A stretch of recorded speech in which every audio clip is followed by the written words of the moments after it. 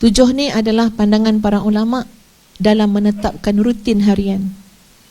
So kita nak letakkan rutin Ramadan kan, 7. Pertama, namanya musyaratah.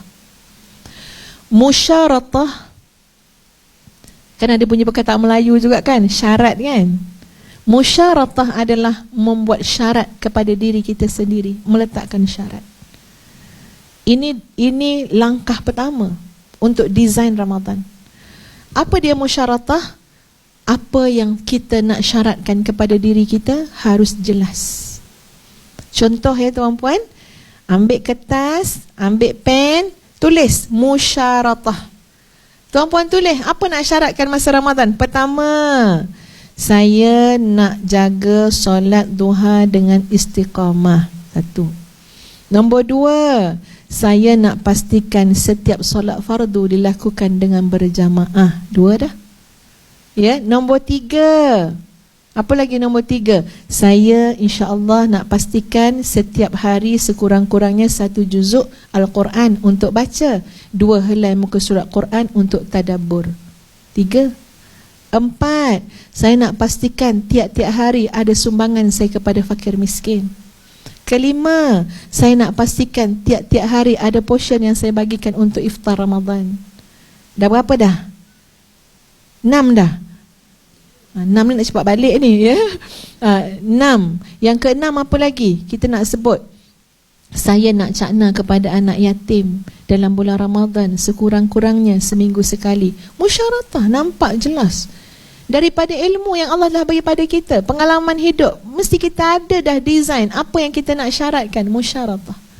Kalau tak ada musyaratah tuan-puan, lenggang kangkung je lah masuk Ramadan. Ya. Orang Ramadan kita Ramadan. Dah takkan orang Ramadan kita safar pula. Ya, kau kata kita tak makan ubat. Ya, benda tak boleh lari daripada Ramadan. Ramadan tu bulan, duduk mana-mana pun Ramadan. Saya kat Sri Lanka lain lah. Kita orang Muharram kat Sri Lanka. Mana pula nama Ramadan. Ada orang masuk Ramadan sebab tak boleh lari daripada Ramadan. Nak lari ke mana? Mekah Ramadan, Madinah Ramadan, Australia Ramadan, Malaysia Ramadan. Nak lari ke mana? Ya. Tapi ada orang masuk Ramadan dengan musyaratah, syaratkan kepada diri. Kalau kita dah syaratkan pada diri nak jaga solat fardu berjamaah, tak kira lah kalau muslimat kat masjid boleh, kat rumah pun boleh. Kalau muslimin, sepatutnya sehabis daya di masjid kalau boleh. Tapi kadang-kadang kita bekerja, buat kat surau, tempat kerja. Yang penting berjamaah, pasti akan lebih baik. Yang kedua, lepas musyaratah apa dia? Musyaratah, lepas tu yang kedua muraqabah. Muraqabah adalah menghalusi, memperhatikan betul-betul setiap yang kita syaratkan itu akan berlaku. Sedap buat syarat muslimin muslimat ya, nak itu, nak ini, begitu, begini, tiba masa nak buat, fail. Kenapa? Sebab tidak ada mekanisme namanya muraqabah. Ustaz cadangkan yang paling mudah ya tuan-puan, nak buat muraqabah senang je. Beritahu apa yang kita syarat tu dekat suami, isteri dengan anak-anak. Senang. Gotong royong. Kalau kita tepekkan dekat peti ais, musyaratah kita lagi senang. Kita tulis kat musyaratah, ibu nak jadi ibu yang lemah lembut. Tepek kat peti ais. Ramai yang nolong kita sekarang. Ya, bila kita marah je, anak kita kata, tengok tak kat peti ais tu ibu. Ibu tulis apa? Ada yang mengingatkan. Jadi kalau boleh musyaratah tu, bagi kopi kat suami satu, kat isteri satu. Pandailah isteri nak buat macam mana tuan kalau dapat musyaratah tu. Ya, kita tulis nak sentiasa jaga solat fardu berjemaah. Cukup dengan isteri je nanti. Kata nak jemaah, tergolek-golek kita kata. Contohnya lah. Walaupun bahasa dia macam tu, tapi dia membantu kita untuk apa? Bangkit. Kita dah tulis musyaratah nak masjid, pergi masjid. Muraqabah. Ya, selain daripada maksud sebenarnya adalah merasakan pemerhatian Allah. Kita nak buat baik, kita sayang kat diri kita, buatlah sesuatu. Yang ketiga, mujahadah, bersungguh-sungguh. Tak ada benda dapat dengan jalan mudah. Ya, sangat sukar. Jalan ke syurga ni mahal. Kena mujahadah dengan hawa nafsu. Orang yang bangun malam tu pun bukan tak ngantuk tuan-puan, dia pun ada mata kak, sepasang mata. Dia ngantuk. Mujahadah, mujahadah. Orang yang banyak sedekah tu bukan tak sayang ke duit, dia pun sayang kat duit. Mujahadah, yakin dengan Allah. Apa yang ada di sisi Allah lebih baik daripada apa yang ada di sisi manusia di tangan kita. Selepas mujahadah, muhasabah yang nombor 4. Ni hari kelima muhasabah balik. Ya Allah, 4 hari dah aku tak buat semua yang aku syaratkan.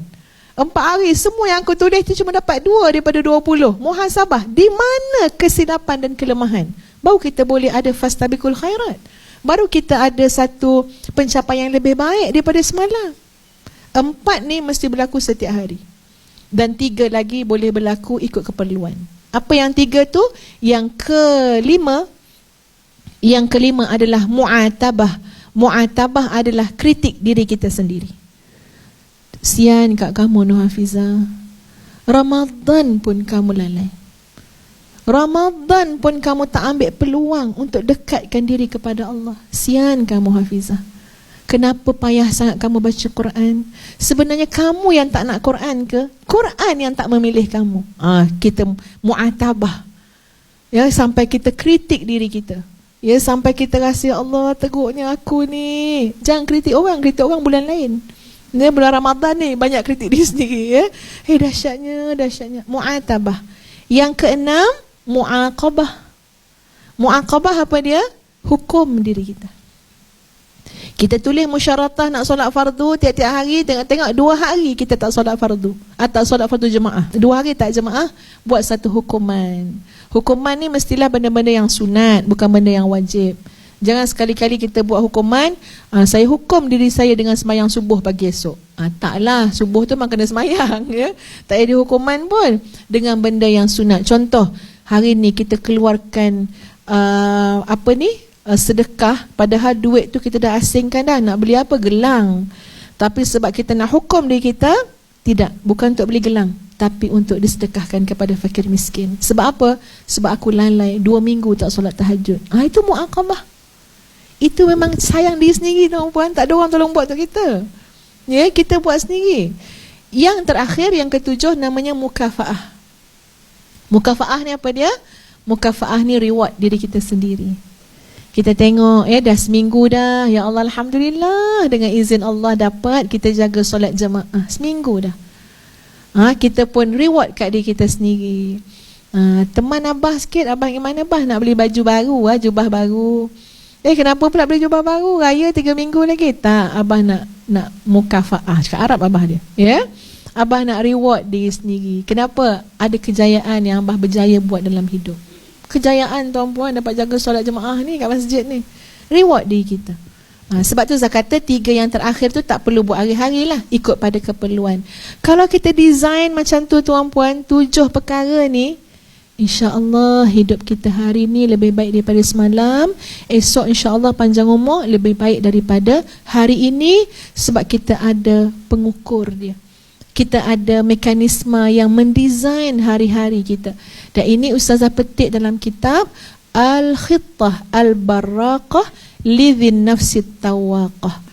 Perancangan-perancangan yang sangat hebat, perancangan-perancangan yang cemerlang untuk pribadi-pribadi yang hebat. Jadi mudah-mudahan tuan-tuan dan puan-puan sekalian, dengan sedikit sebanyak yang Ustazah kongsikan ini dapatlah memberi satu peringatan kembali kepada kita, dapat memberikan sedikit panduan dan bimbingan untuk kita jadi lebih baik lagi, ya, melakukan kebaikan dan berlumba-lumba dengan kebaikan. Kita kena ingat tuan-puan, ya, di atas muka bumi ini ada hamba-hamba Allah yang betul-betul berjaya, ya, menghidupkan Ramadan ini dengan sebaik-baiknya. Tapi ya, dengan syarat tadilah yang telah Ustaz katakan, kita ni ibarat macam melancong, ya. Akhir sekali ada satu analogi.